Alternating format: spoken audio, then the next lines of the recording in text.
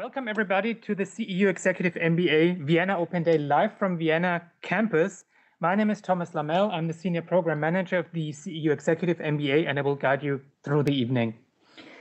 You will have the chance to meet current participants and alumni, and Professor Aysu Senyuz will then deliver a very current research presentation on emotional advertising. When does it work or fail? If you have any questions, please feel free to shoot them in the chat box. We will collect them later for the Q&A session in the end. So let's start with the program presentation. Is an MBA still worth it? You don't have to go very far these days to encounter that we are witnessing fundamental changes, fundamental transformations in the world in a century. In 2008, we've had a big financial crisis. In 2015, we've had a large refugee crisis. And now, right now, we are in the biggest pandemic in a century. These changes are part of a much broader set of transformation that is taking place. Some of them are positive, and some of them are pretty dangerous, to be honest. So the key question is, how do we as business professionals prepare for this challenging and unpredictable environment? The obvious question is an MBA the way to do it? We have seen an explosion of online education, and I'll show you why we believe our executive MBA is worth it. So if you're interested in further education, you usually start searching for an MBA in the city you live in. What you tend to find is mostly a plain, pretty standard MBA curriculum, pretty much mostly local faculty who are delivering the program. The number of international students is pretty low. Some programs in Western Europe can be quite expensive, to be honest. A local program allows you not to leave your job. If you contrast that with the top business schools in the world, they often have a very mission-driven, a very differentiated curriculum. They offer a certain expertise or a certain perspective, whatever their field of interest, whatever the field of research is. Because of their full-time format, their student body is international, actually. But you're leaving the labor market for 1 or even 2 years, which is another financial burden. The programs are rather expensive at more than 120,000 euros or even more. And you may have to move your family to the location of your MBA. So what do we do at CEU? Is to offer the best of two worlds. There is no work interruption thanks to the practical and flexible modular format. I will talk about it later. Our MBA, the MBA for the open world, is mission-driven. I will talk about the Executive MBA for the open world philosophy later. We have an international student body because of the modularity of the program. By the way, according to the Times Higher Education, we are the second most international university in the world. So participants from the whole world can fly in and fly out, which is a major advantage of the program. And when we say world-class faculty, we really mean it. The course on big data and artificial intelligence will be taught by Miklos Koren, one of the leading scholars in the field in Europe with a Harvard PhD. For strategy, you'll have Yusuf Akbar, who has taught in more than 40 countries around the world and advises leading Fortune 500 companies. For economics, Mark Kaufman, an expert in applied theory and with a PhD from Harvard. For leadership, Austin, our world-class psychologist, will, with executive education experience on 4 continents, will lead the way. But if you're new to finance, Joy is a uniquely gifted educator. Generation after generation of our students tell us how she's just unique in explaining complex financial instruments and concepts to our participants. And if you're already experienced in finance, you'll be placed in the advanced track course with Adam Zawodowski, a leading expert on complex investments with a PhD from Princeton. And last but not least, for innovation, you'll have Mike Labelle, who holds a prestigious EU Jean Monnet chair. These are some examples of our visiting faculty. Professor Christian Selos teaching innovation at Stanford, Professor Miklos Savary from Columbia, an expert in digital marketing, Professor Omar Hernandez, teaching operations at Berkeley, Professor Hui Zhen from the University of Zurich, and Milena Nikolova, a Chief Behavior Office at Behavior Smart, just to give you an overview of our visiting faculty. So here's what our program looks like. It's a 9-module program. The dates you see on the screen are not going to change. So you can basically plan your studying around professional and family activities based on these dates. As you can see, we have 2 modules in the first year, 4 in the second year, and 3 in the third year, which gives you full flexibility and a balance in your life.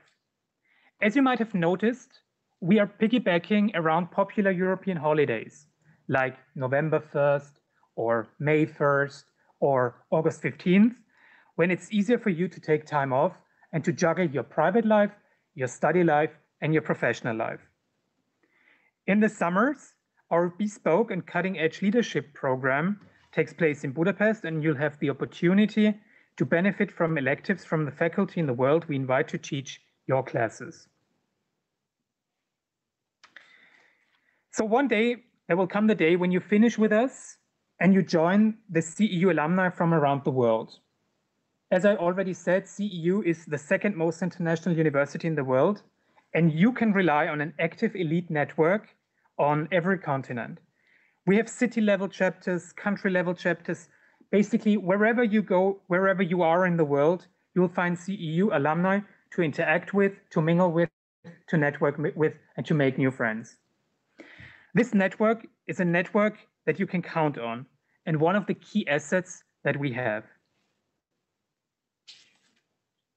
So the question is, how are we even able to offer such a high quality program at a tuition of only 25,000 euros?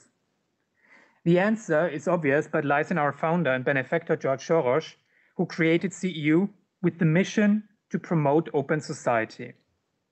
Just recently, George Soros made a further contribution to CEU's mission by offering another billion with a B dollars in endowment to create the Open Society University Network, which means we are the best endowed university in Europe.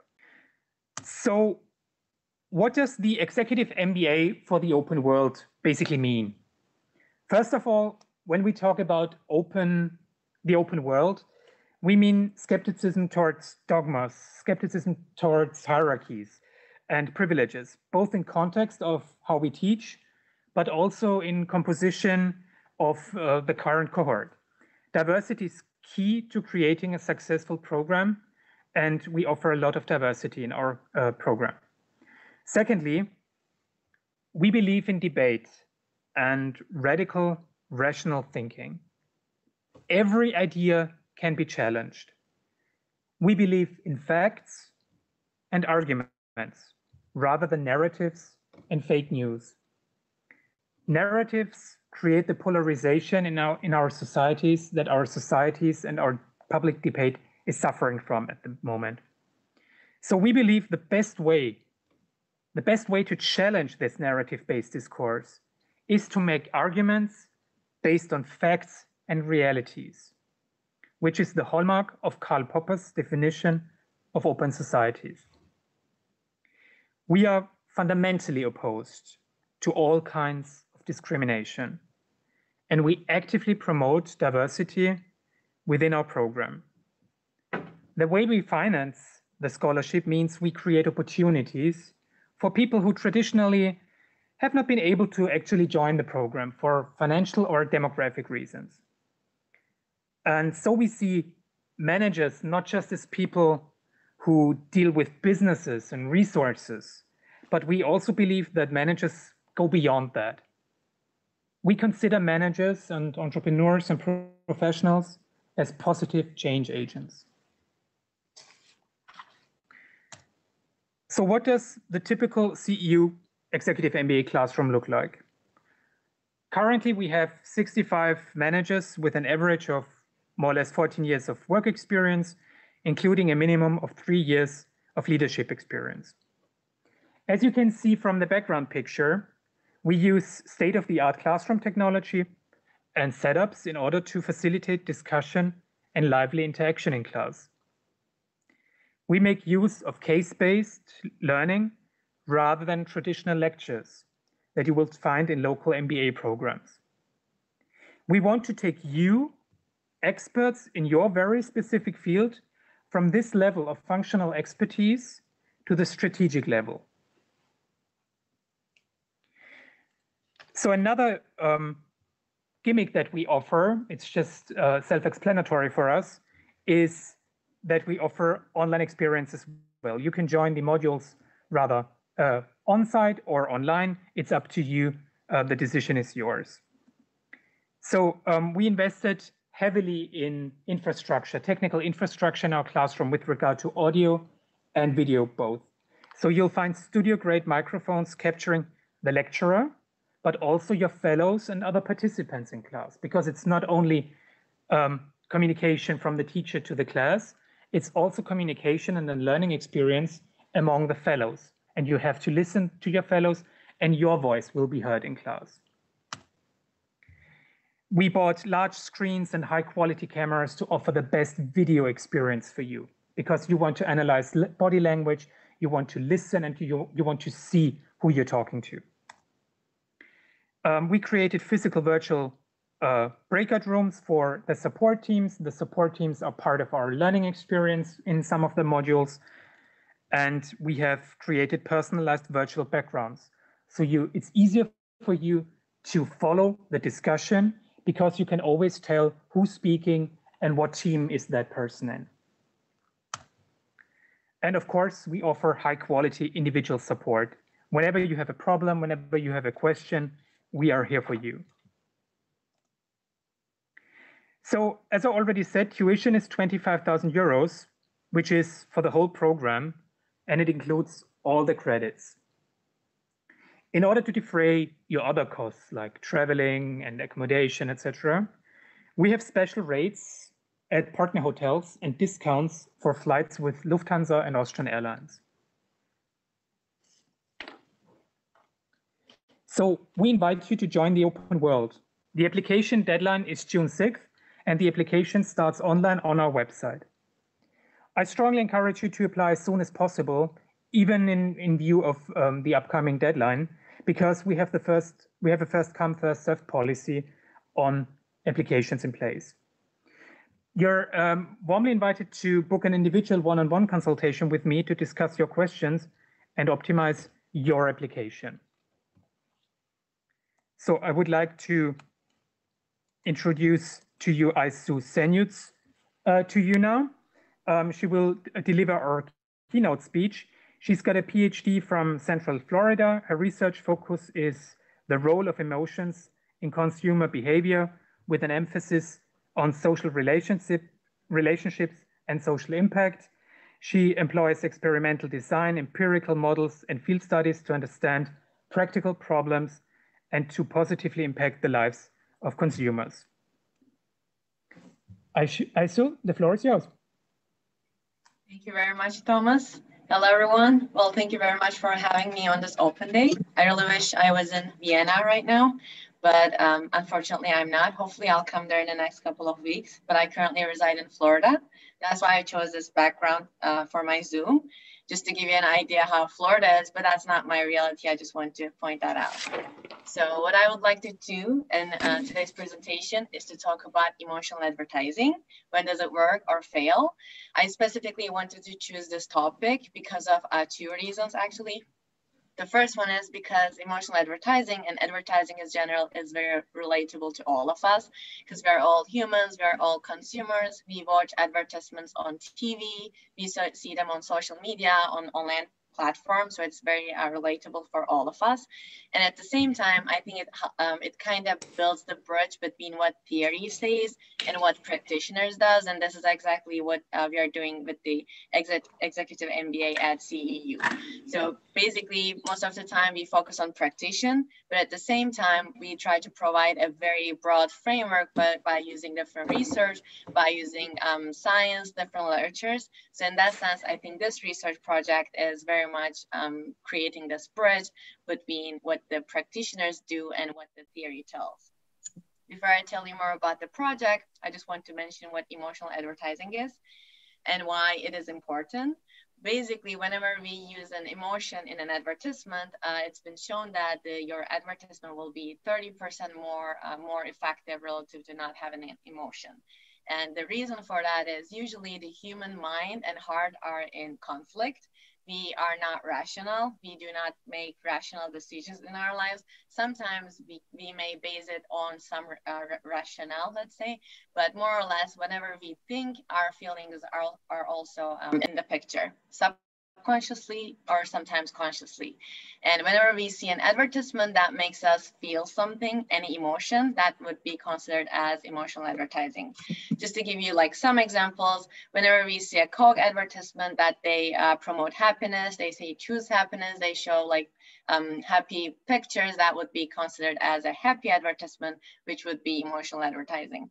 The use of positive emotions is very common in advertising, but recently the companies are also using some negative emotions, including anger or disgust, sometimes surprise, to basically make people feel it, and then so that it will help their purchase decisions, their attitudes, so on and so forth.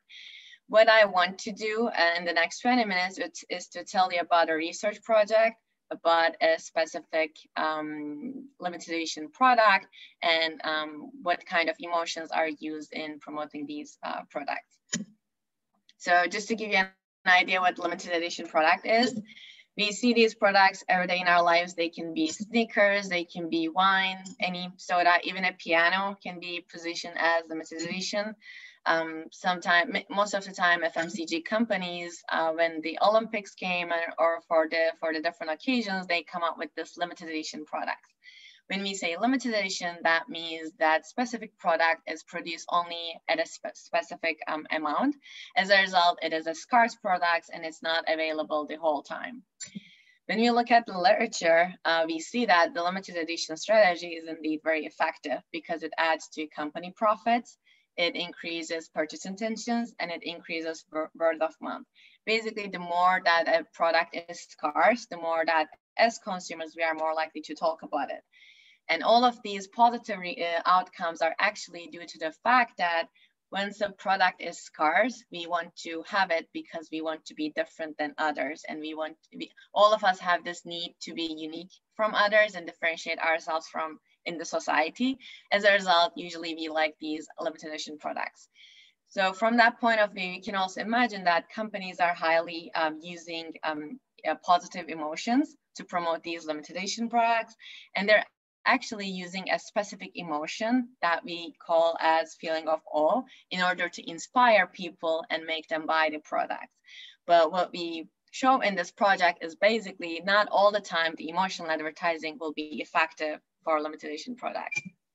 Before I give you some examples, I just want to have a look at the picture and imagine yourself to look at this Mount Fuji, and on top of it, there's Milky Way. If you just imagine yourself being in the picture and being in that environment, you would feel what we call as feeling of awe.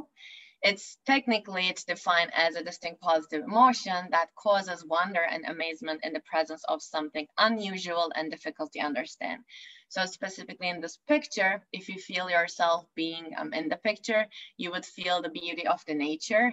You would see how vast it is and how amazing the nature is. So that would make you cause wonder and amazement.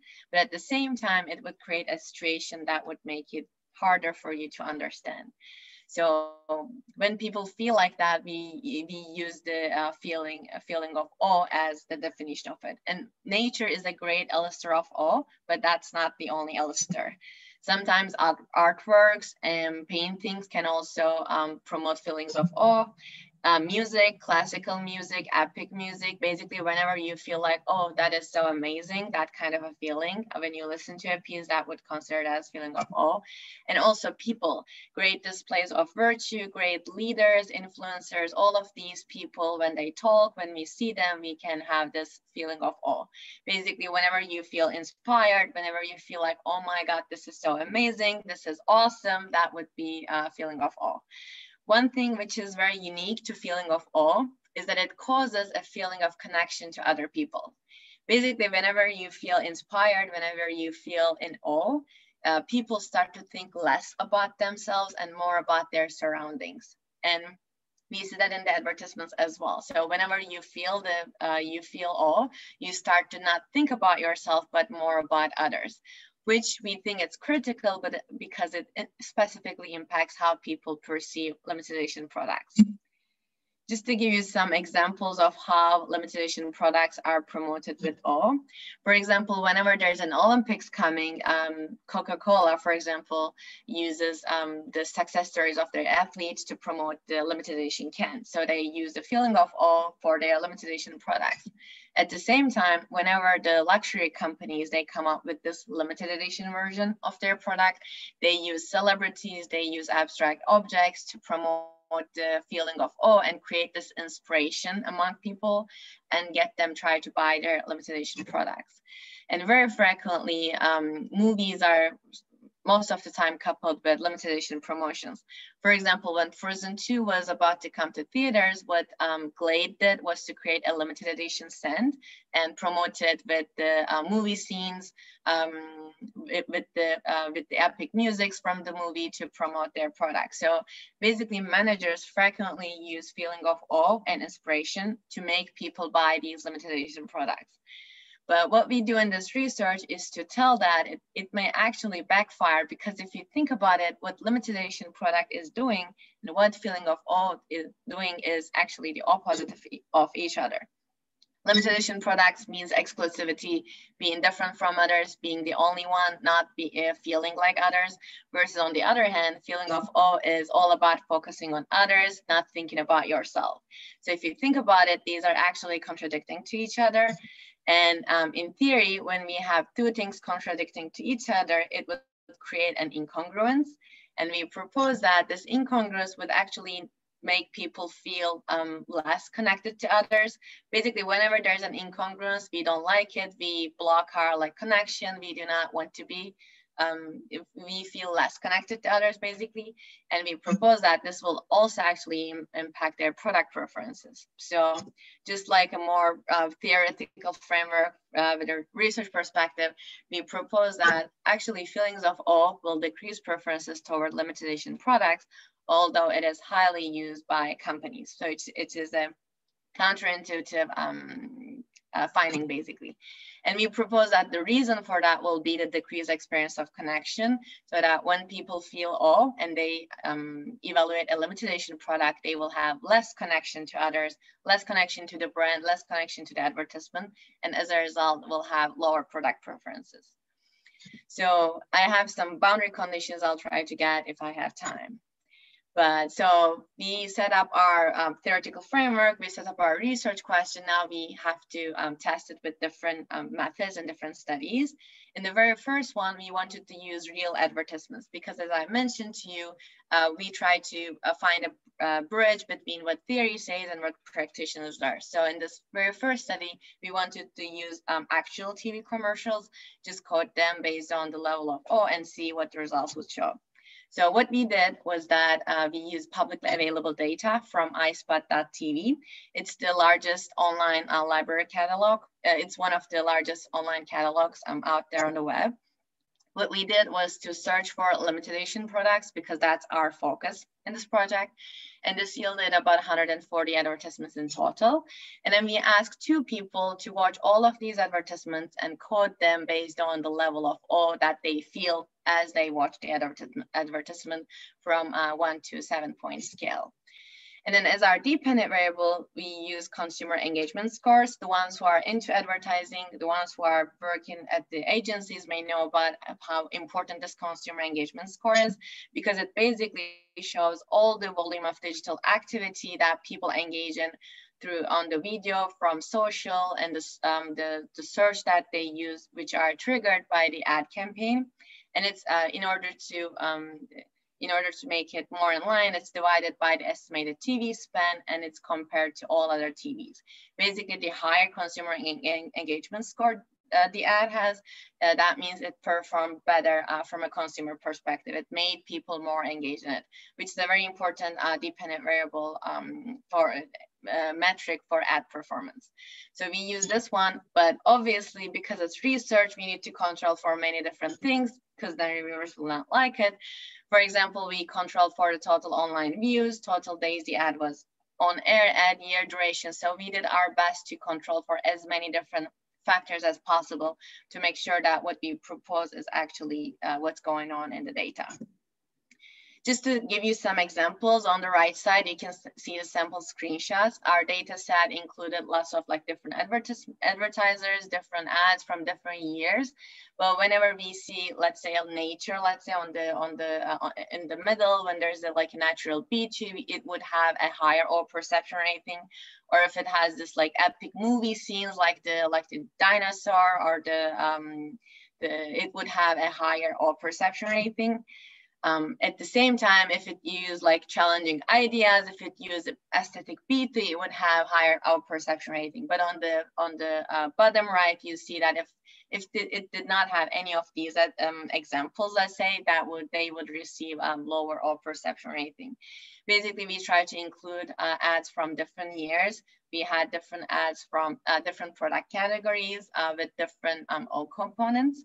And it was a total of 140 different real commercials used by companies. When you look at the results, it's a crowded table, but you cannot only focus on the very first row, which is O perception. What we see is that it is negative and it's significant. What this means is that as the advertisement has higher O perception, that means it performed less in terms of customer engagement, which shows that although companies are using managers are using O, it in fact backfires when it's used for limited edition products when controlling for all other factors.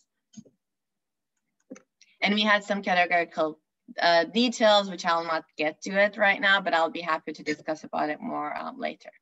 So this was our secondary data. We use real commercials, but we wanted to test it with more, let's say, experimental situation, because whenever we do research, we want to have external validity by including real commercials, but at the same time, we want to have as much control as possible. So we did a series of studies. I'll just cover them as much as I can within the time limit. So for this one, we use real commercials from Samsung QLED TV. One of them was awe-inspiring. It had this beautiful shots of the nature, versus the other one was just informational. So one is emotional advertising, one is non-emotional advertising. And we ask about their product attitudes for a real brand, once again for Guinness beer. The only difference between these two conditions was whether in one it was presented as limited edition versus the other one, it was not there. So we tried to make it as similar as possible, with only difference being the limited edition. When we look at the results, what we see is that when people watch the awe-inspiring ad, they actually had significantly lower attitudes for the limited edition product relative to the control one. We did another study, once again, to have like a more control over our design. In this one, we used a slideshow. We showed them awe-inspiring pictures, happiness-inspiring pictures, happy couples, or just household products, just to have like non-emotional advertising, once again, as a control. And then this time we ask about their product attitudes for a watch ad. Once again, the only difference was whether it was presented as limited edition versus not. And we tried to keep these ads as real as possible so that participants wouldn't notice that they were fictional, basically. But the Magnetime watches was just a fictional brand. When we look at the results, once again, for people who watched the all-eliciting slideshow, they had significantly lower attitudes, which shows that using O in promoting limited edition products actually hurts the product attitudes. We did another study, and this time we used GoPro ad clips. I'm sure all of you are aware of GoPro, the action cameras. They have very cool advertisements on YouTube. What we did is that we took one of their ads in which they used a guy who is snowboarding, and it had the shots of like the snowy mountain. It was very beautiful. It had awe-inspiring elements. Versus in the other one on the right, you can see we had a baby skateboarding. She was smiling all over, so it had this happiness condition as a control. And we ask about their purchase intention. This is the real GoPro picture, but actually it had, in one of them, we write it as limited edition, versus in the other one, no mention of limited edition.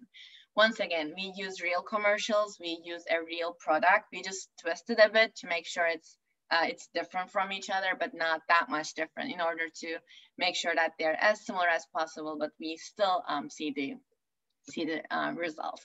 And we tested for mediation, which I'll not get into detail, but basically we asked questions about their experience of connection. And when you look at this model, which is not very important, but it is very important, but it's more technical. So basically all of this graph tells us that experience of connection indeed mediated the relationship between O and product type, which shows that once you use a limited edition product and you use feelings of O, it will actually not be very effective, and it will lower the experiences. We had three more studies, and one of them we want to test for the individual differences, the need for uniqueness. We asked them to write about a time that they felt awe versus a time that they felt enthusiastic. And then we ask about their purchase intentions, but this time we also ask them how unique they feel.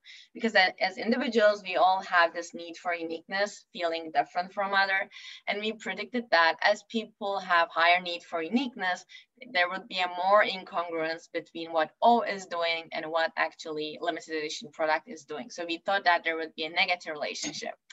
When we look at the results on the shaded area that you see, as people's need for uniqueness increased, they actually had less and less purchase intention for the limited edition product, which is a bit ironic, because if you think about it, people who have higher need for uniqueness are the ones actually who buy the limited edition products. Okay, in this study, we want to say, okay, so far we only show that emotional advertising doesn't work. It hurts the brand, but what can the managers do to, in fact, reverse it and make it basically useful and make it work? And what we proposed was the use of cause-related marketing promotions.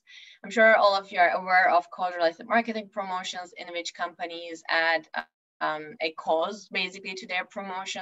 And because all makes people feel connected to others, we propose that, okay, if a limited edition product is promoted with a cause-related marketing promotion, then in fact it should be effective for the people.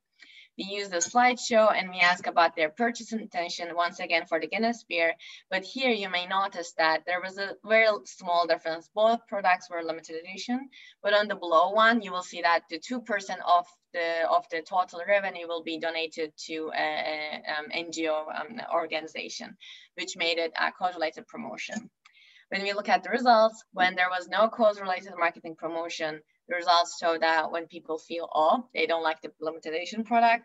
But actually, when the limited edition product is connected with a cause-related marketing promotion, they had higher purchase intention, which suggests to the managers that if you want to use awe to promote cause-related to limited edition products, it's better to use a cause-related marketing. And finally, we just did a real-world demonstration study. We want to keep it as similar as to real conditions. So we asked them, would you like to participate in our brand ambassador program? You can either get this open edition print versus you can get this limited edition print. When we look at the results, once again, it showed we showed it using a different method, that once people feel awe, they do not want to sign up for a limited edition print, versus it's higher when it's an open edition print. What all of these means in this presentation is that emotional advertising does work most of the time, but it depends on some conditions. The first one is product. For example, if it's a limited edition product, using O as your emotion will not actually be effective, versus for regular products, it may be more effective. It depends on consumer characteristics. For individuals who have higher need for uniqueness, it's less likely to work, but for the ones who are low, it has higher chance to work basically. And finally, it depends on the promotion. If you have a cause-related marketing promotion coupled with your limited edition product and feeling of, oh, it's likely to work, but other ways it may not work. That's all I want to say. That was a very quick presentation, but if you have any questions, I'll be happy to answer. Thank you very much, Aysu. I will just share the screen. Here we go. Because I want to bring in Maciej Kieslowski, our faculty director, into this academic debate and academic conversation. Maciej Kieslowski is our faculty program director. He's professor of law and strategy. He's got a degree, or a JSD degree from Yale, an MBA from Princeton, and an MBA from INSEAD. He publishes in 3 disciplines: management, law, and political economy. He advises governments, international organizations, progressive political movements around the world. He's a frequent contributor to international media, including Politico, Project Syndicate Foreign Policy, and the Wall Street Journal. Maciej, the floor is yours. Thank you so much. I hope Aysu, as a marketing expert, appreciates that I actually wear exactly the same jacket that was on this picture. So I am like consistent with my personal branding. Thank you so much, Aysu. This is such an interesting presentation, and it makes me feel like, and by the way, if you know, any participant of the webinar wants to ask some fresher questions than the one I am going to ask, or if Dominic or Elena want to ask questions, please jump in, put it in the chat box. But you know, I feel like something really significant, kind of almost like you know, like a trend in the making is seen in this study 5 about the cost-related marketing, because my sense is that your research, and tell me if I am like over-interpreting it, that your research kind of is partly a sign of time. Yes, I mean, this is done in a specific period of time now, basically. Yes, and this whole notion of exclusivity seems to be changing quite dramatically. I mean, would you not think that the results would be very different 40 years ago or 30 years ago? I mean, if you think about it, and I think study 5 is the key here, that like people are okay, like maybe even like to be exclusive, but if it's an exclusivity for some purpose, not just for the purpose of being, you know, separate or, you know, VIP. I mean, this is like, especially for younger people, this is increasingly not working. Yes, and yet a lot of kind of brands, okay, there are some iconic brands who get it, that this is like much more about community, much more about meaning, much less about exclusivity. And also almost exclusivity is, you know, is best when it's unspoken. Yes, I mean, if you think about it, one very specific feature, kind of the old-fashioned feature of your research, is that the limited edition is actually called limited edition. Yeah, there are a lot of products which kind of give you a taste of exclusivity, but never quite say it openly. Yeah. So, okay, so that's my comment. And if you can share your thoughts as an expert in this, like, do you think this is a sign of time, or not? Like, is the notion of exclusivity and the role of exclusivity when it relates to community and purpose, especially, do you think it changes? That's a great point, actually, Maciej, which is a point that we hear from others before as well. So that's a great point. I also definitely think so, because when we think about the differences in generations, especially maybe 40, 50 years ago, it was a bit more important to stand out, to show yourself and not like associate yourself with others. But especially with Generation Z, you know, these people, they want to have like they're like environmentalistic, you know, they want to help others. They do not focus on themselves that much. They're like by default almost want to do some good things. That's why we're seeing the rise of all these social impact marketing, the cause-related marketing. That's definitely one thing, I guess. But specifically in our research, we had students which would be like Generation Z. We had participants from MTurk, which are a bit like older than them. We see the same pattern, which I think it may be because we link it specifically. So in the advertisement, we specifically say limited edition versus not. I think it may be because of the condition that we use. But if you think about some limited edition, if they're like actually exclusive, they do not even mention. For example, more and more the luxury brands are making their logos smaller and smaller.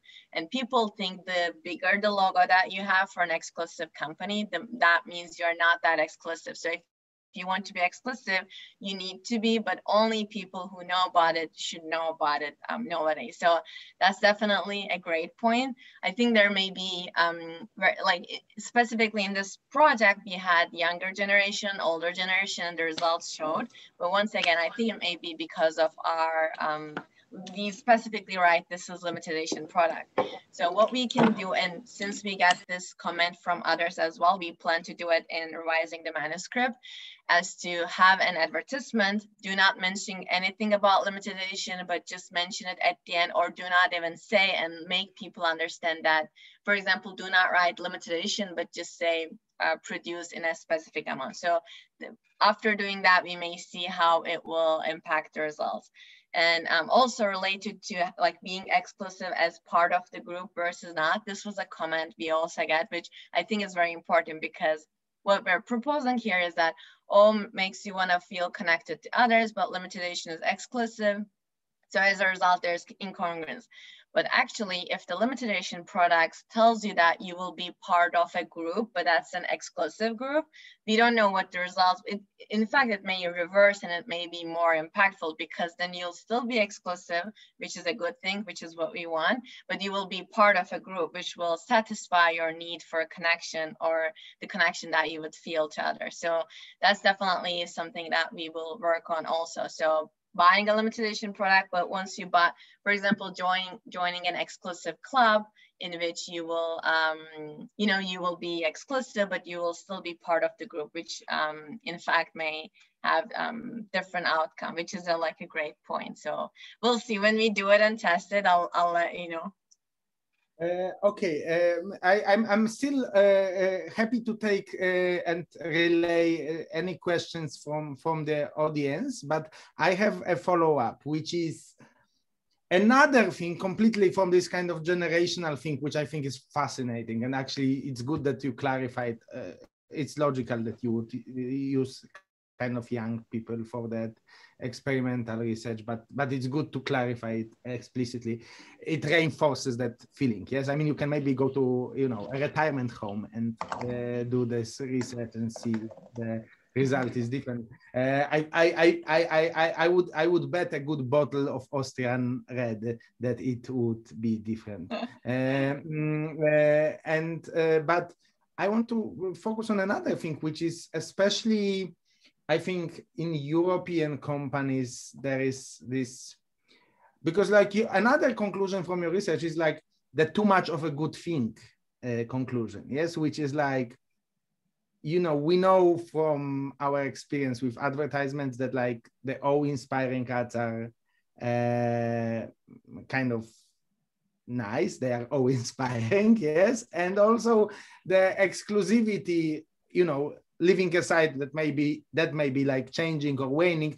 I mean, generally we think it's not a bad idea. Yes. So then it's such an interesting from a, as you know, I teach strategy, and strategy is about, we know, for example, from Blue Ocean strategy, yes, that it's a mix, yes, that it's a right mix. It's not delivering everything, at the maximum. Not only because it's not possible, but actually because, I mean, your research shows that like too much of a good thing is actually bad. So like you need to kind of make choices what your brand is about. You can't, I mean, am I reading this like correctly? That's what this data shows, that like you can't just like use it as like a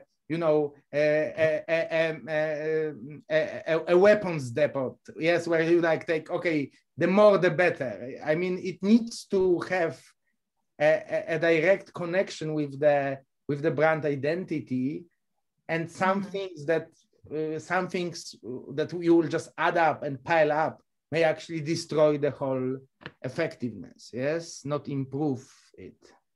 Exactly. Well, that's a great point. Also, I showed you like the secondary data set in which like over 100 advertisements. I didn't go to like very much detail in it, but actually in the analysis, we see that how effective O is depends on the category. For example, for some categories, such as like retail or food, for all of these, the ad effectiveness changes because we have very less number of ads, for example, 5 per category.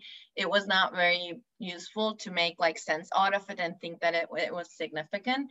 But definitely right now we're trying to get more data to see what kind of because in this one we generalize and say that it's for all product, but actually it may be different for different types of categories. For example, for musical instruments or for sports events, for travel, for these kind of things are already like inspiring. So using limited edition with these may have actually different different effect than having it for an FMCG company, for example.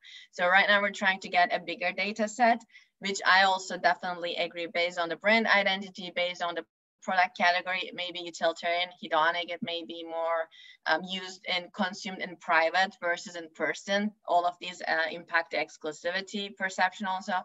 There can definitely be like differences. So we're trying to get like a bigger data set right now to see how it would have an impact. But yeah, again, like a great comment.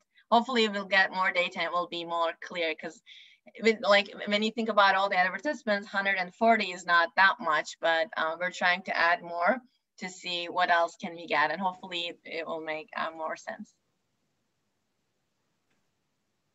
Yeah, no, this is really exciting, but I'm looking at Thomas, who is unmuting, so probably our time is over. Like, but this is I mean, this is so fascinating, and like we could like discuss, all evening, and but like I hope at least participants here got a taste of, very, very tiny taste how our executive MBA classes look like. I mean, there is no, professor, doctor. There is like, Aysu, Maciej, we discuss ideas and we learn together. So thank you so much, Aysu. This was really. No, thank you for having me. Thank you. It's almost impossible to stop two engaged academics from debate. I mean, it's a good thing, but we have to right now because we've heard so much about the program. We've heard so much about our academic excellence. So I guess people online and here on site on campus want to get to know our participants and our alumni. They want to hear not from us about the program, but from people who have done the program already or are in the program right now. So I want to introduce to you Dominik Piotrowski. He's the CEO of Yaman in Poland, and he's current participant. And I would kindly ask you to introduce yourself, Dominik. Tell us something about your professional background and why you chose CEU Executive MBA back then. Thank you very much, Thomas. Hallo zusammen, Vienna. Hello. And yeah, welcome to all the online participants. I had a quick look at the names, and I imagined probably starting off with German, as I thought it's more of a show-off than a real case of a need. Don't see very many German names there, which is very much the case of what Thomas was talking about also in his introduction, that this is an very, very international cohort. And when we were recently in the module, we were counting all the nationalities that we are now in our cohort, and the number was close to 30. So it's a really, really diverse group of students in our cohort. When Maciej was speaking about his outfit, I was thinking the same, that the shirt I'm wearing today, I will switch off my camera for a second. is pretty much the same shirt that I have in this very neat picture that CEU was taking of some of the students for the promotion. And when you've mentioned personal branding, I couldn't stop thinking of Never Eat Alone, where there is one chapter devoted to personal branding, and Never Eat Alone is one of the, it is a main book that we have to read for Maciej class. And funny wise, you'll be very surprised how very different from the cases in the classes themselves, how extremely academic sometimes the class can get with the discussion and everything, and how laid back actually the book is. And it's a nice combination also what Maciej was saying at the CEU, that it is actually both, and this is also my experience with most of the classes, that there's a huge amount of academic knowledge that is there, and mostly in like pre-readings and in the classroom and so on. But there's also this easiness about all that. So actually, with my background, Thomas asked me to introduce myself, and I've already talked for like 5 minutes, probably without properly introducing myself, which is very typical of me. Sorry about that. So I don't have a finance background. I did my MBA in photography at the University of the Arts in London. So it's very, very different from you would think. It's very, very different from what I'm doing now in my professional life, but it isn't actually. I mean, this is also something I've learned in the EMBA, especially how quickly I was surprised to get the understanding of finance, for instance, of which I didn't really have much experience from before. Joy, who was introduced by Thomas on one of the slides, is a marvelous, engaging finance lecturer. So she really inspired me. And what I really enjoyed also about those classes there, that again, something Maciej pointed out, that there is this ease of asking questions. So if you would come to one of the classes of our cohort, I hope it will be the same with your cohort, because the experience itself is very much created by the participation of the participants. And in my cohort, I am very lucky to have extremely active group of people who ask a lot of questions. So there is no way that we will somehow slip without having an understanding if we don't want to have an understanding of a subject, because the easiness of asking questions is really something I appreciate a lot. I'll slowly get to the end. I'm aware of the time limit here. One thing I was thinking of, I would like to point out when Thomas, by the way, Thomas, it was very brave of you, and thank you for the invitation, because Thomas never asked me whether I like this MBA or not. So it's like, come join us on the open day. Risky tactic, but it also, it somehow shows. Why wouldn't also, you like it? You know.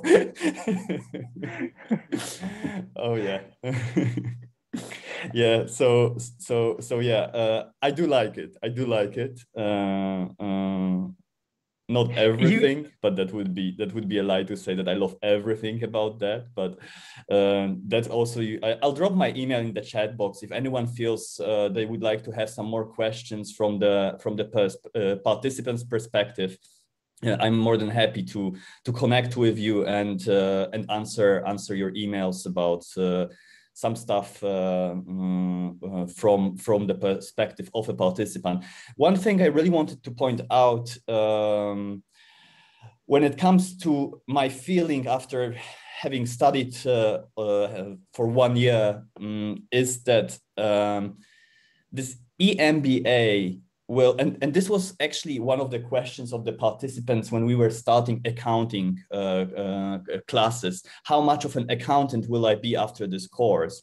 And then the lecturer really, she thought for a minute about it, and she said, oh, you know what, like 1%. And that's very much the case with everything in this EMBA. I won't be an accountant after having completed my EMBA. I won't be a data analyst after having completed my EMBA. I won't be a business strategist after having EMBA, but I will have the language to operate in all those fields and have language to speak with other people from those different branches. And that's very hard to overestimate. And I really appreciate that. I think that's it from me. If you have any questions, please feel free to drop them in the to speak up. I don't know, Thomas, what's your idea? Do you want people to speak up? You perfectly summarized our whole educational approach of presenting you the bigger picture to, give you an understanding of the interlinkings of the globalized world, and not to become a tax consultant here, but to get an understanding of the language that you need wherever you're coming from, whatever your profession is.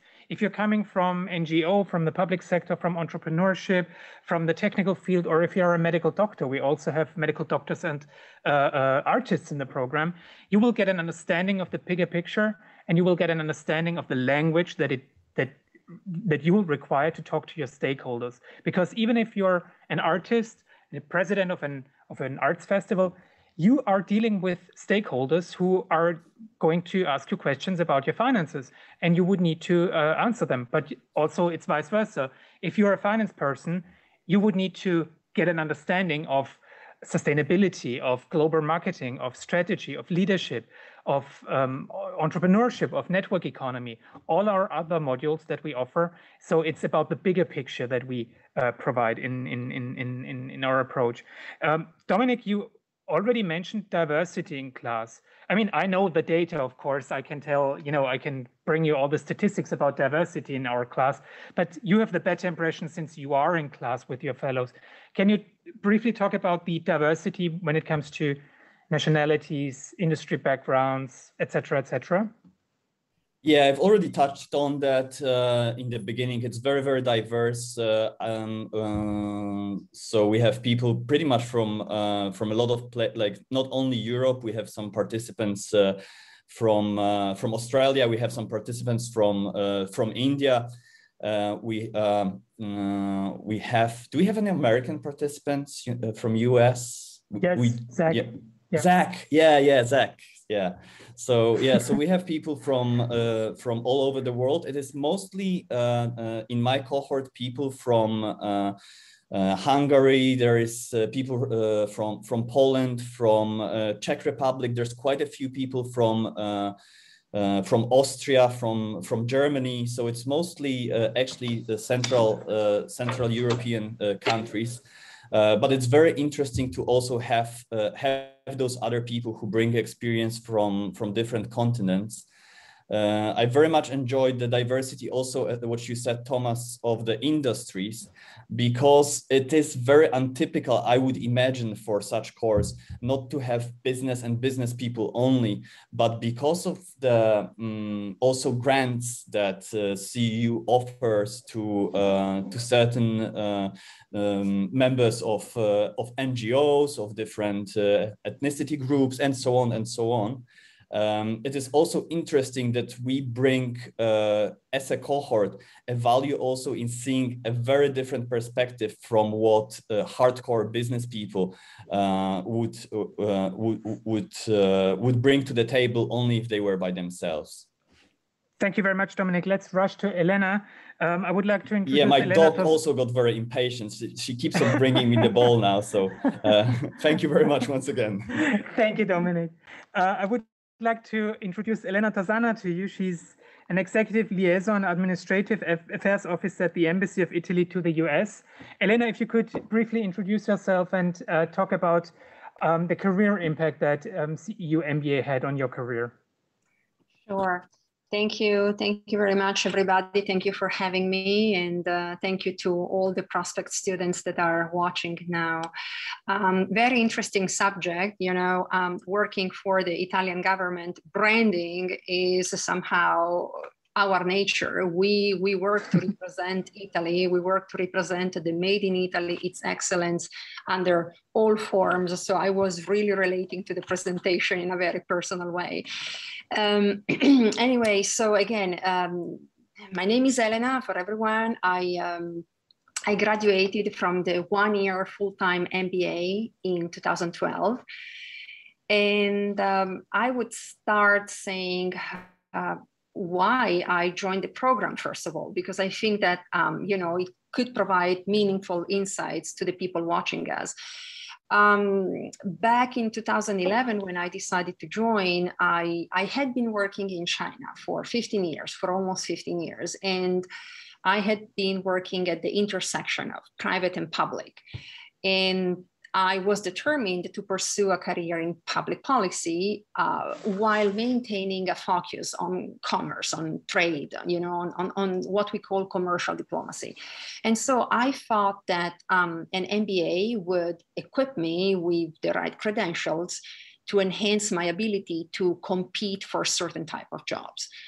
And while I had already quite a consistent international experience, I was very intrigued by the focus of the MBA program that I enrolled into, because it was focused on emerging economies, which was of great appeal to me, obviously, because it would further my knowledge. Now, like it offers nowadays, a US recognized diploma, which I found essential to propel me to seeking employment opportunities, even with American entities.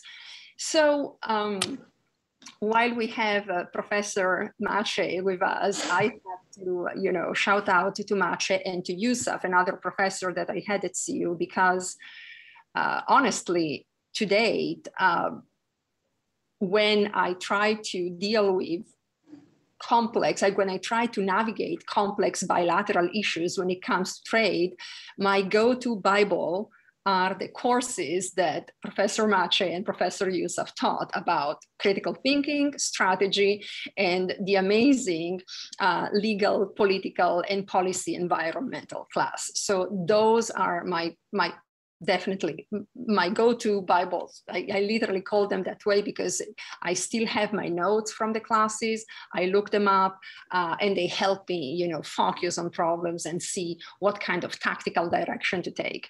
So since graduating from CEU, I've worked for the US State Department. That was my first employment as soon as I graduated from CEU. I graduated in June. I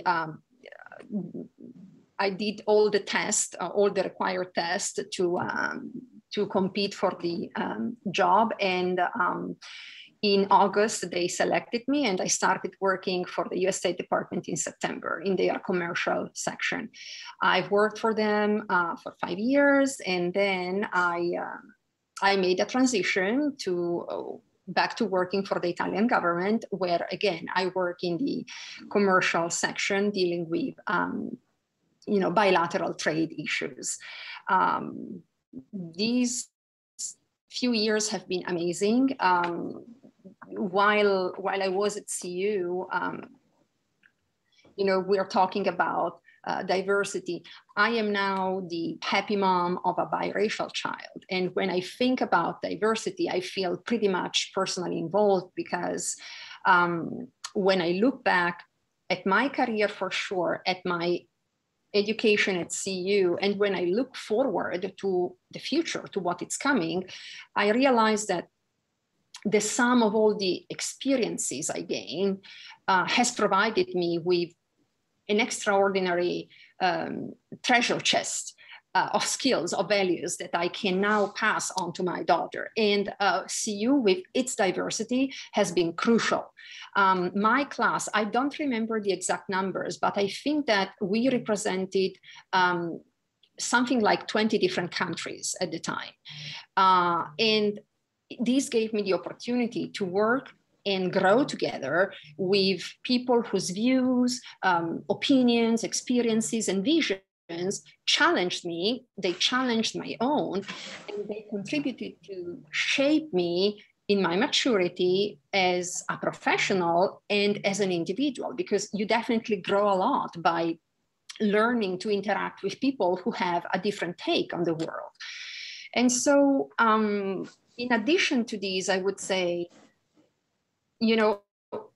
my experience at CEU enriched me professionally, as I've said, but the personal gain was totally what I had not accounted for, because when I enrolled in CEU, I definitely knew that I wanted to come home with my beautiful diploma, I definitely knew that I wanted to come home with my excellent business school education.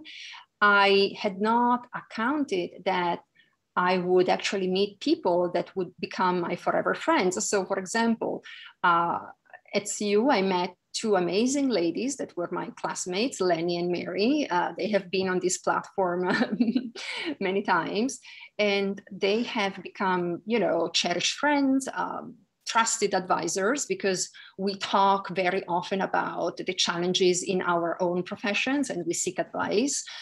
They are my infallible counselors whenever I need, you know, direction and confrontation. And they are also, you know, intimate confidants, because we talk about also personal matters. So I can tell you so much more about CEU. I don't want to talk too much, but again, what I took away from CEU and from the experience I had there is in so many ways more than I would ever have expected. And I'm very grateful for this.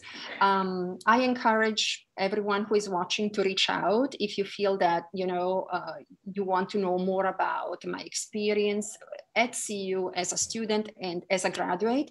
And if I can be of any help in making your decision to join CEU, I would definitely be happy to do so. And again, I will share my email as well. Thank you. Thank you everyone for giving me this opportunity. Thank you, Elena. Thank you.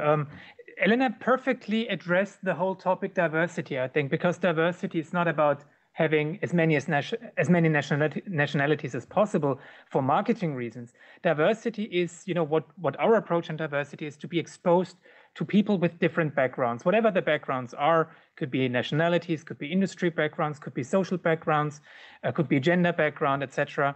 And to be exposed to new approaches, new solution-making approaches, to discussion approaches, on how management approaches, leadership approaches, and to learn from people from other industries, from different backgrounds, from different countries, how they are dealing with the same problems, the same solution-making processes that we are dealing with, but in a different context. And I think this is where diversity, where the momentum of diversity kicks in.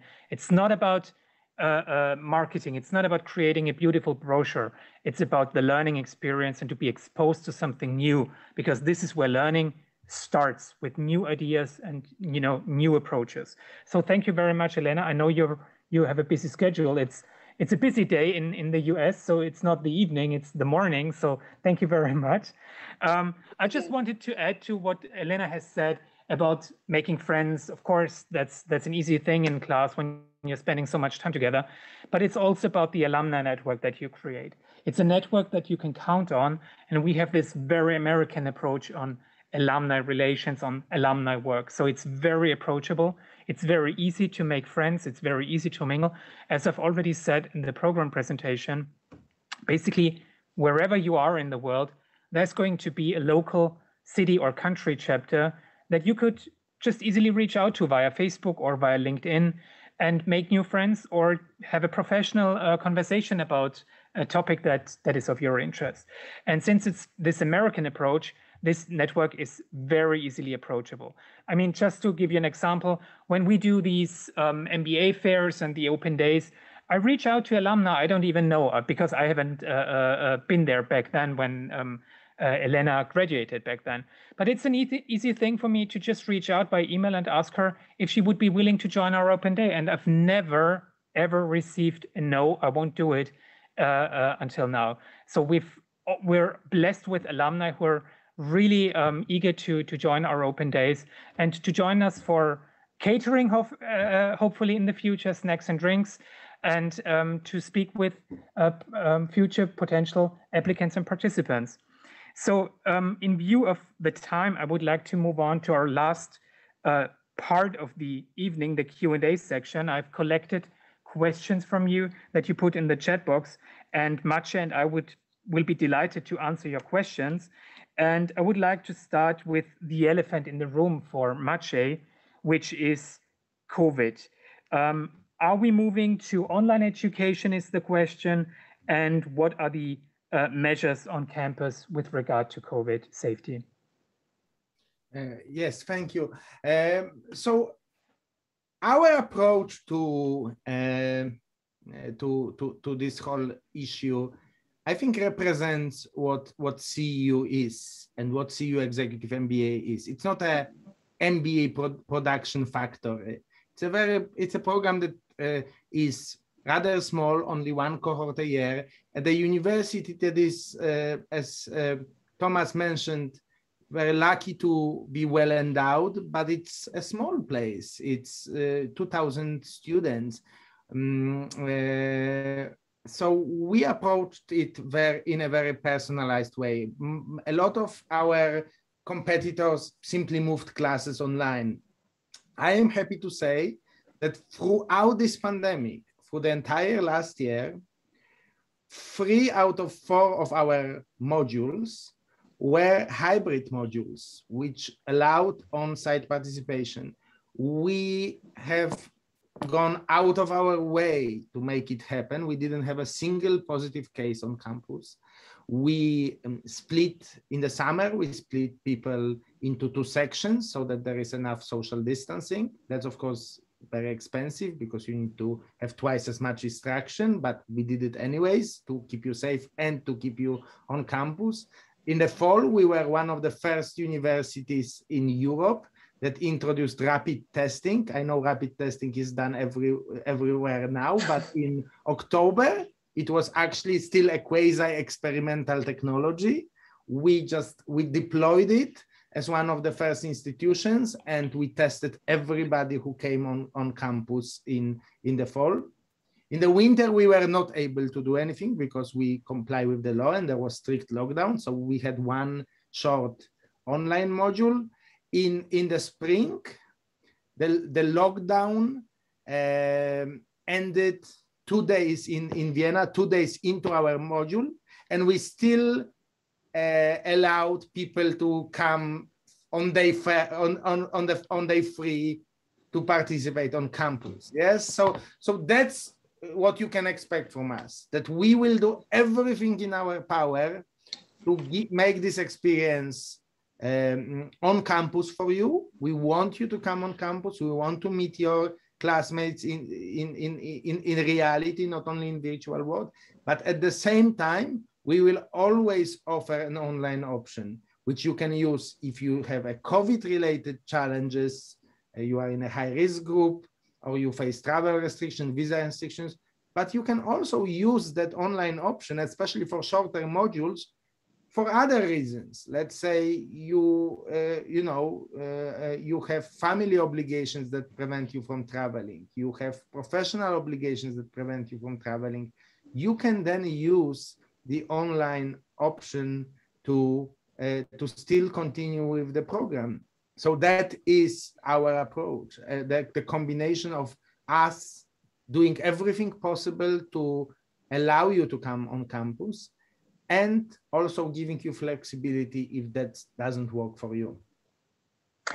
Maciej, let me add, it's a program that fits your life. So you're in control. It's up to you to decide which modules you want to participate in, online or on site. You don't have to apply for it. You don't have to request it. There's no limitation on the number of modules that you have to do online or on site. It's totally up to you, and you have full flexibility on your education. Let me add one more thing, Thomas, sure. Because I think it's important to also understand that we are also very lucky to have these cutting-edge facilities, both in Vienna and Budapest.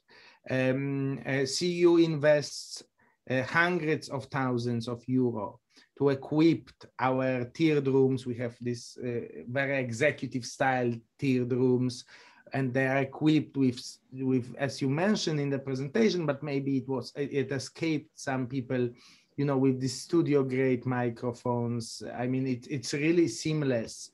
As much as it can be seamless in today's world, it is. And we are, so this is also worth remembering that the reason why we can do these hybrid formats is that we are lucky to have those amazing world-class campuses, which connects back to what you mentioned in your presentation, Thomas, our, incredibly generous endowment allows us to provide those facilities for our students. Thank you very much. A question on the academic part. Are there any exams? Is there a thesis to write? Another good question. Yes, there are exams, especially early on. It depends on the instructor because we don't have a cookie cutter approach. Every instructor should have like their freedom to design the course as they wish, and it includes a possibility of having an exam. However, an exam is not going to take place during the module. We don't waste your time on sitting in a class in an exam during the precious days where you fly in and participate in the module. The module part is to exchange ideas, to meet people, to broaden your horizons, to get this broad understanding of diverse disciplines that Dominic was talking about. Exams, readings, assignments are offloaded for periods between the modules.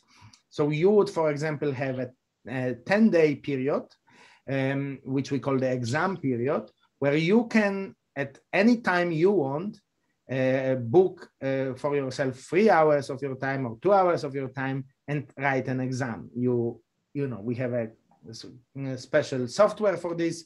You click, you start. You need to finish when you start. So you need to make sure that this is the safe 2-3 hours. But that's the philosophy. Yes, the philosophy is you should not expect sitting in some room and writing an exam with pen and paper. This is done between the modules in a flexible way where you can choose the right moment for you. On the thesis, our approach to thesis is show us how you are changing the world with the knowledge that we are giving you. And the way to provide some accountability for this, to actually push you or nudge you towards making those changes in your organization, in your community, is through the capstone project, which is our approach to thesis. We don't have a thesis, we have a capstone project. And this is literally like a portfolio that you collect during the second year of your program. The program is 25 months, and during the second year, you collect a portfolio of applications, of real world applications of what you've learned in a variety of contexts. We have, of course, a faculty who is guiding you through this process. Mike Lammel was mentioned, our innovation professor. So he's with you every step of the way. But that's basically the idea. The idea is that you apply knowledge to real world, and you don't, not that you like, we expect you to write a book. We don't want you to write a book. I mean, you can, but like, you know, that's not a condition to graduate. And, you know, that's basically our, also capstone is a very nice representation of our broader philosophy. I think Dominic nicely mentioned it, like we are academic, but like we are academic not in a very continental European sense. We think theory is, if theory is the opposite of practice, then it's a very bad theory. A good theory supports practice, makes you understand practice, makes you like things what that Aysu showed us is theory, yes, but it informs practice. It helps you navigate the complexities of real world. That's a good framework. That's a good theory. That's a good academic research that is helpful for practitioners, not that is detached from reality. And that's what Capstone Project represents. Again, the takeaway is full flexibility. You have full control over your time management, over your precious time. We know you're executives, you're on the job, you have a private life. You don't want to spend your time traveling to Vienna or Budapest and then sit in a classroom for an exam. You go back to your home, and it's up to you when you want to do the online exam. If you have children, if you have a time zone conflict, it doesn't matter because you're in control. You can choose the exam period. And the same with the capstone project. You're not wasting your time sitting in libraries after your after doing 9 modules and fading away from university. With the last module, you will be graduating from CEU Executive MBA. So let's go into the application process, Maciej, should we? What is the formal criteria for a successful application? Yes, so I can talk about what we are looking for, and you are the master of all the nuts and bolts of this. Because I'm almost afraid to talk about those next to you because I make some mistakes. What we are looking for are, this is a program for a more advanced people. So in general at CEU, we are looking for leaders of tomorrow, but for CEU Executive MBA, we want some proof that in some shape or form, you are already a leader of today.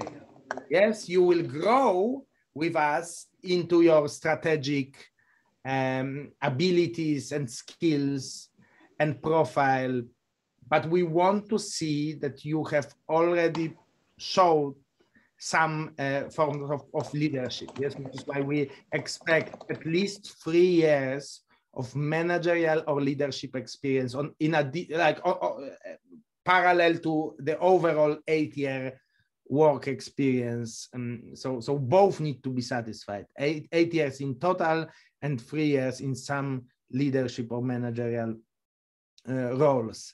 And we expect a diverse group of people who are at this level where, like, we can say in some functional field, you kind of made it. You showed your professionalism, you showed your leadership, and you want to go to the next level. And you have a taste for learning. Even, you don't rest on your laurels, and you don't like say, okay, I just got this successful position and that's it. On the contrary, you want to build on it, and you have an appetite for learning, for discussion, for being challenged, because challenging goes both ways. Dominic knows it from our classes. You may sometimes have an idea of an American university as like a place where the professor always say, oh, what a good point. Yes, it doesn't work that way at CEU. You can challenge your faculty, but your faculty will surely challenge you if there are weakness in your analysis, if you are weakness in your logic. So this is a two-way street. We always say you are not a consumer of this program, you are a co-producer of a collective experience. By joining CEU, you are joining a community. Aysu was talking about the community. We are a community, and I think everybody who has got through the CEU experience, CEU Executive MBA, can disagree on many things, but can agree on one thing, that you are becoming a member of a lifelong professional community. Thank you very much, Maciej. Next question is about the leadership modules. What is the relevance, the importance of leadership within our program? Yes, so because we are gearing or targeting this program towards more experienced people, we basically decided when we were designing it that instead of traditional approach, you have organizational behavior class, for example, in most MBAs, that we will go one step further. All of you probably have heard about leadership development programs. They are very popular, very expensive, and promise rightly this kind of targeted, individualized approach to developing leadership skills. So how about having an MBA which offers you a fully fledged proprietary leadership development program as part of your degree? Well, that's CEU Executive MBA.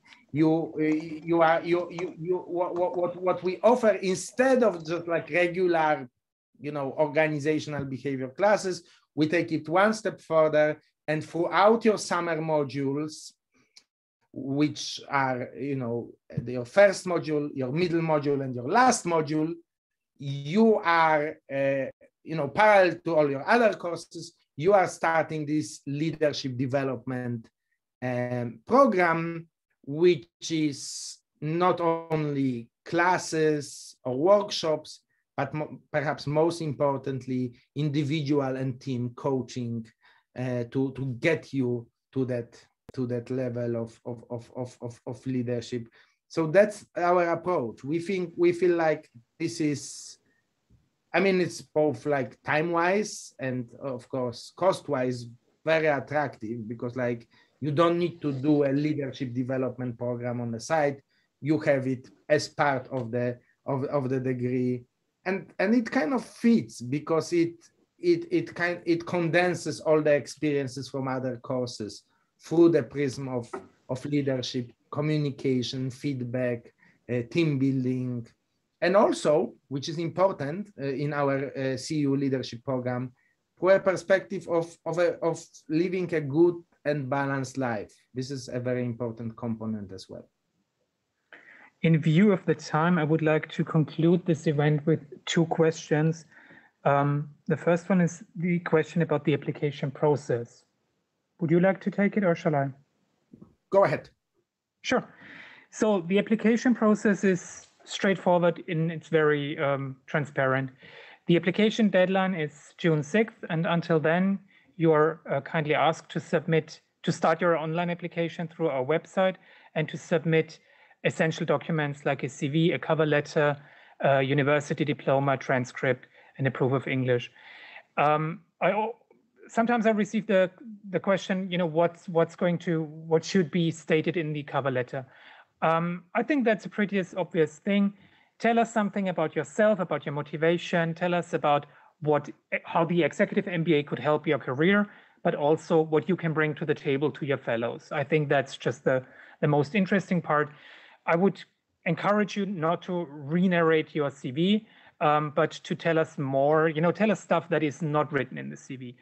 Once your application has been completed and submitted by you, the documents will be revised for completeness and for formal criteria, and you will be invited to an online interview with one of our faculty members. And again, in the interview will be used in order to get to know you better and to get to know your motivation. We're not playing mind games in the interview. It's just a limited time that we have to get to know you and your motivation. Once you've done the interview, you basically will receive an admission decision pretty promptly after the interview, and then basically we can start the onboarding process with you. It's straightforward, it's easy, and it's fast. And the last question I would like to take is the question about scholarships. Yes, we offer a variety of scholarships. We offer the Open World Scholarship, we offer the need-based scholarship, and we offer merit-based country-specific fellowships. The Open World Scholarship, as you can read on our website, aims at people who have achieved something extraordinary in line with our mission of strengthening open societies, whatever their profession is, whatever their background is, but it has to be something remarkable in that context. The need-based scholarship is, as the name already implies, takes into consideration solely your income situation and your financial situation and your country of residence. It's a non-competitive scholarship. And the third option that we have is the competitive track. It's the merit-based country-specific fellowships. Aiming to increase, to empower diversity, we offer a variety. We offer a fellowship for Romani managers in Central Europe. We offer fellowships for businesswomen in Turkey, Russia, and Central Asia. We just created new fellowships for LGBTIQ people, LGBTIQ professionals internationally and in the CEU region. So have a look at our website if you fit into one of the categories for the country-specific merit-based fellowships, or why not just get in touch with me in a one-on-one session, which you can book with the link that I just provided in the chat box. and let's discuss your scholarship options, because there might be an idea that I have in order to boost your application and your scholarship application, and let's have a discussion about it. I think that's the best conclusion I can offer for you at this open day. I would like to thank everyone involved tonight. I would like to thank Elena and Dominic. I would like to thank Aysu and Maciej for joining us and having a wonderful academic debate. I would like to thank our on-site guests, and I would like to thank our online guests. Feel free to book a one-on-one consultation and let's have a discussion. Thank you very much.